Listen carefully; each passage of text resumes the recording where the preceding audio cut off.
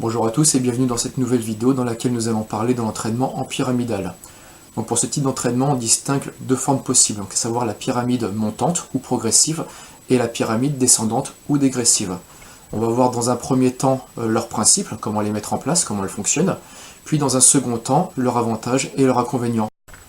Commençons par la pyramide progressive ou montante. Son principe est simple, il consiste tout simplement à augmenter ses charges au fur et à mesure des séries et en parallèle à diminuer le nombre de répétitions.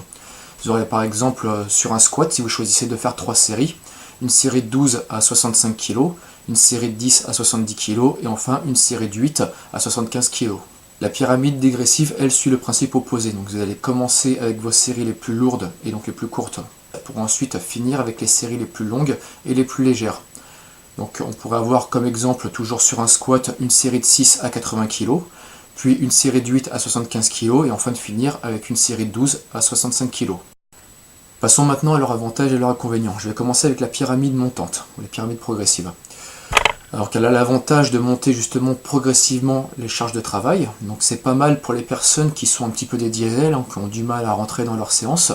Donc cette montée progressive de leurs charges va leur permettre de se préparer psychologiquement et aussi physiquement.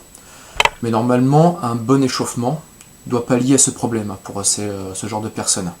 Vu que l'échauffement est composé donc d'un échauffement général et d'un échauffement spécifique, et l'échauffement spécifique est composé donc de votre premier exercice de travail, qui va débuter votre séance, et là vous allez augmenter progressivement votre charge. Donc ces charges d'échauffement vous permettent de vous préparer à la charge de travail. Mais par contre, vos séries d'échauffement ne sont pas comptabilisées dans votre volume de travail total.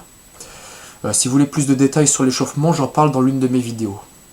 Ce type de pyramide, et c'est là où elle aura le plus d'intérêt, sera très intéressante pour un débutant. Donc, pas un débutant qui vient de faire sa première séance, mais donc un débutant qui a déjà quelques séances sous le pied, donc qui a plusieurs semaines, voire plusieurs mois de pratique.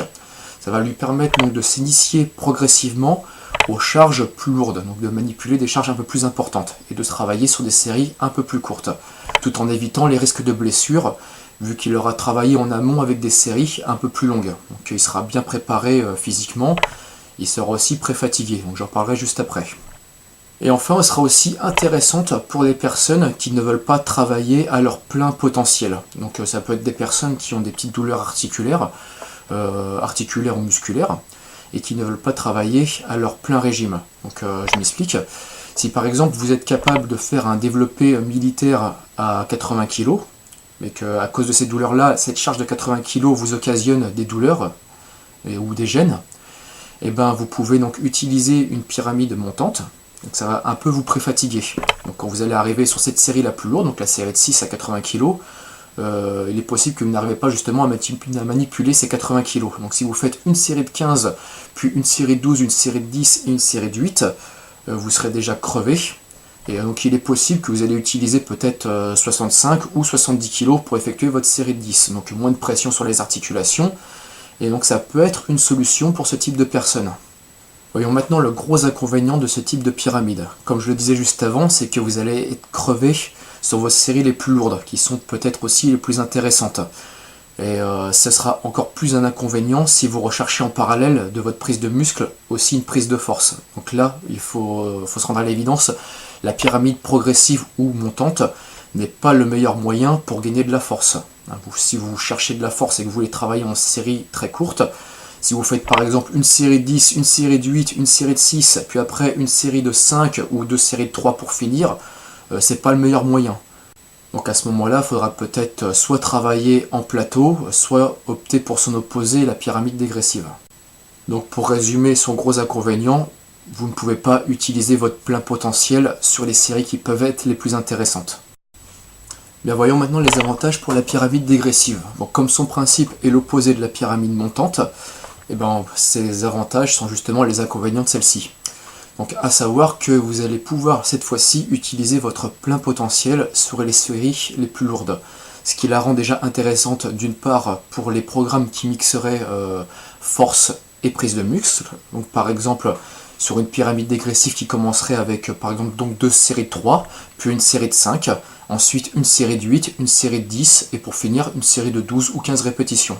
Et d'autre part donc sur un entraînement classique en prise de muscle où là vous allez commencer Pareil avec vos séries les plus lourdes, avec votre plein potentiel. Donc par exemple, si vous commencez pour un développé couché avec une série de 6 à 80 kg, ou même deux séries de 6 à 80 kg, puis enchaîner sur une série de 8 à 75 kg, pour ensuite finir sur une série de 12 à 65 kg.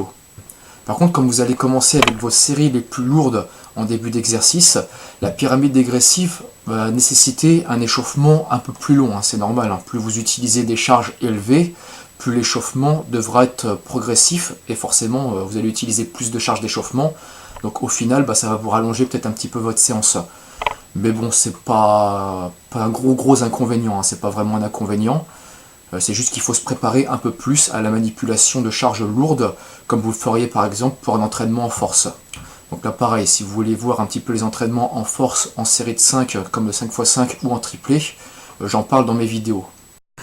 Donc pour conclure, si vous êtes débutant depuis quelques mois et que vous voulez commencer à tâter un petit peu des charges plus lourdes, à manipuler des charges plus lourdes, la pyramide progressive est clairement faite pour vous. Pareil, si vous avez des petites douleurs, ce serait pas mal aussi d'utiliser peut-être une pyramide progressive si vous voulez vraiment pas trop travailler, parce que c'est vrai qu'il y a d'autres façons de faire. Quand on est blessé, on peut travailler en série plus longue, on peut travailler plus lentement. Mais bon, si vraiment pour vous c'est un calvaire, parce que l'entraînement doit être aussi une source de plaisir, la pyramide progressive peut être une bonne chose. Vous pouvez commencer avec une série longue de 20 répétitions, ça va déjà pas mal vous cramer, ensuite enchaîner sur une série un peu plus courte, 15 répétitions, 12, 8, 6.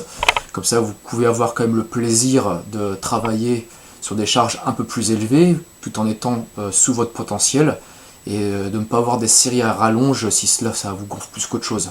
Sinon, vous allez, si vous travaillez que comme ça, qu'en série longue et que vous n'avez pas ça, vous allez lâcher votre entraînement. Donc ça peut être un bon compromis dans ce cas-là. Par contre, si vous êtes un pratiquant plutôt chevronné, un pratiquant qui a de l'expérience, et que aussi vous voulez en parallèle gagner un peu de force, ou même de toute façon tout simplement prendre du muscle, la pyramide dégressive sera un peu plus intéressante. Vous pouvez, comme je le disais juste avant, utiliser vos pleins potentiels sur les séries qui seront entre guillemets peut-être un peu plus intéressantes, les plus lourdes.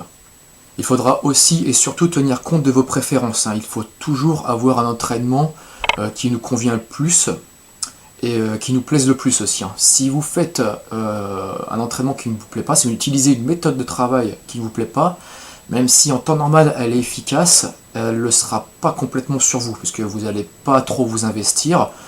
Vous n'allez pas avoir de plaisir à l'entraînement, et bon, la motivation est due aussi au plaisir. Et si vous n'avez pas de motivation, si votre motivation est altérée par une méthode de travail qui ne vous plaît pas,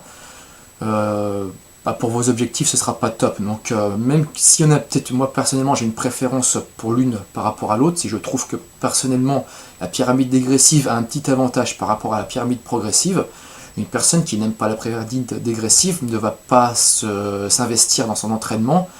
Donc cette personne-là, il sera possible que pour la pyramide progressive, elle ait plus de résultats.